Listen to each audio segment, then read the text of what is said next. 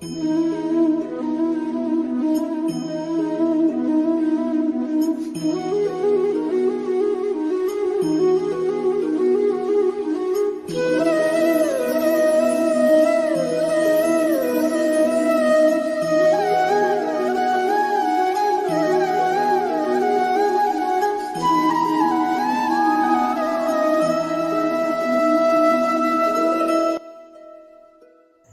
દ્વારકાધીશ મિત્રો, હું છું જ્યોતિકા વસાવા। સ્વાગત છે તમારા બધાનું મારા યુટ્યુબ ચેનલ પર।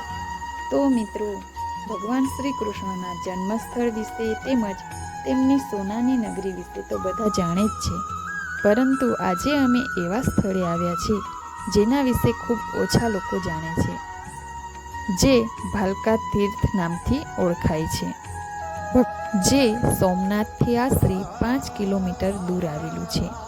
અને કહેવાય છે કે આ જ એ સ્થળ છે જ્યાં ભગવાન શ્રી કૃષ્ણને એક આદિવાસી દ્વારા બાણ વાગ્યું હતું। ત્યારબાદ ભગવાન શ્રી કૃષ્ણ સોમનાથથી 15 કિલોમીટર આવેલી હિરની નદીના કિનારા પર આવીને પંચતત્વમાં વિલીન થયા હતા અને પાંડવો દ્વારા તેમનો અગ્નિ સંસ્કાર કરવામાં આવ્યો હતો। તો ચાલો મિત્રો, મારી સાથે સાથે આજે હું તમને પણ ભાલકા તીર્થના દર્શન કરાવું। અહીં આવીને સૌ પ્રથમ તો અમે આરતીનો લાભ લીધો, કેમ કે જ્યારે અમે અહીં આવ્યા ત્યારે આરતી ચાલી રહી હતી।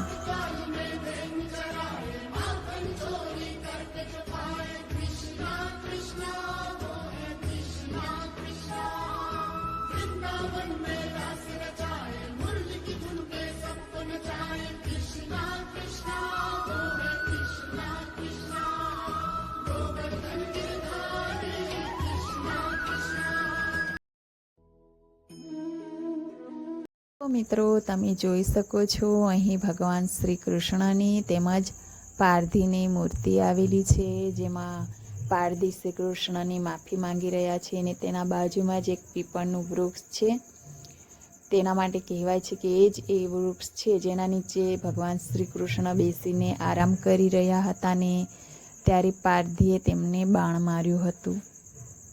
અને મિત્રો, એ મંદિરની બાજુમાં જ સરસ મજાનું તળાવ પણ આવેલું છે અને આજે તમે જોઈ રહ્યા છો વિડીયોમાં એ મેઇન મંદિર છે જેમાં શ્રી કૃષ્ણ બિરાજમાન છે।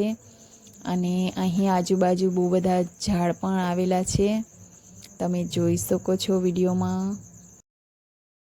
તો મિત્રો, આજના વિડીયોમાં આટલું જ। તમને વિડીયો કેવો લાગ્યો કોમેન્ટમાં જરૂરથી જણાવજો, અને વિડીયો સારો લાગ્યો હોય તો અમારા યુટ્યુબ ચેનલને સબસ્ક્રાઈબ કરી દેજો, અમારા વિડીયોને લાઈક કરી દેજો અને શેર કરી દેજો। મળીએ નેક્સ્ટ વિડીયોમાં, ત્યાં સુધી આવજો। જય દ્વારકાધીશ।